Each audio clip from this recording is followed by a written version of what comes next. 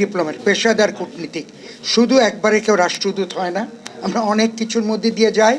এবং এই যে আমরা সমুদ্র চুক্তি করেছিলাম কয়েক বছর আগে, সে সময় আমি জার্মানিতে অ্যাম্বাসেডর ছিলাম। কাজে এবং আরও ব্যাপার আছে যে আমরা অনেক দুঃখের কথা বললাম নদী নিয়ে। আমার সৌভাগ্য হয়েছে বেজিংয়ের ডেপুটি মেয়র আমাকে নিজে নিয়ে গেছে হোয়াংহো নদীর যে দুঃখ সেটা সম্বন্ধে বুঝাতে নিয়ে গিয়ে ওখানে ব্রিজের উপর দাঁড়িয়েছে, তারপরে নিচে তাকিয়ে দেখো এটা এককালে দুঃখ ছিল, আমরা সেটাকে কি হবে আমাদের ওইদিকে পজিটিভলি নিয়ে এসছি বাস্তবোচিত একটার পর একটা পদক্ষেপ নিয়ে। সেখানেও পলিটিক্যাল অনেক চেঞ্জ হয়েছে ওই কমিউনিস্ট পার্টির মধ্যেই। স্বয়ং ডেপুটি মেয়র তার কাছে গাড়ি করে নিয়ে গিয়েছিল বেজিং থেকে। আমি তখন অ্যাক্টিং অ্যাম্বাসাডার বাংলাদেশে চায়নাতে। কাজেই আমার আজকে খুব ভাল লাগছে সুমন সামস আজকে আমাকে একটা সুযোগ করে দিল। কারণ অনেক বছর আগে আমি কিন্তু জাতিসংঘতে শুধু সিকিউরিটি কাউন্সিলে ছিলাম তা না, সাস্টেনেবল ডেভেলপমেন্টের উপরে মানে পরিবেশ সংক্রান্ত যে বিষয় 2 বছর আমি তার প্রতিনিধি ছিলাম বাংলাদেশে 2000 থেকে 2002 পর্যন্ত। আপনারা অনেকে জানেন যারা এগুলি ফলো করেন।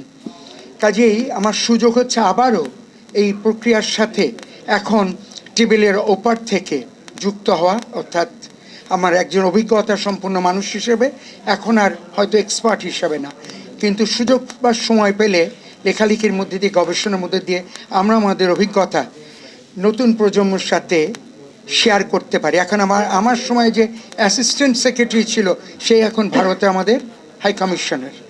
কাজেই সেই জিনিসটাই বলছি যে আসলে পেশাদার কূটনীতিকের অনেক কিছু করার সম্ভাবনা আছে, যেটা উনিও বলেছেন যে রাজনীতিবিদরা সিদ্ধান্ত নেবে, বাস্তবায়ন করে ওটাকে নেগোশিয়েট করে আদায় করতে হবে কিন্তু আমাদেরই।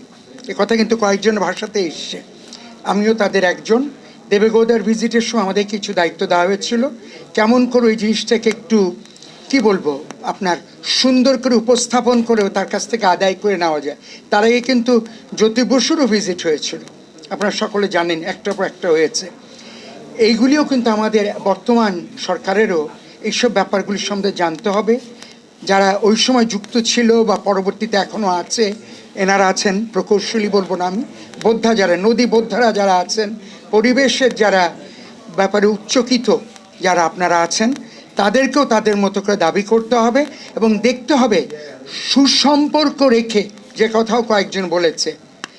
এইটা কিন্তু শুধু কোনো রকম কী বলবো, এইটাই হচ্ছে ডিপ্লোমেসি একটা মজার ব্যাপার, যে আপনাকে কিন্তু কোনো রকম অস্ত্র ব্যবহার না করে সুসম্পর্ক বজায় রেখে আপনার পাতে যতটুক সম্ভব আপনার দিকে বা আপনার পাতে ঝোলটা টানতে হবে বা কাজটা আদায় করে আনতে হবে। সেটা হচ্ছে সবচেয়ে বড় কাজ।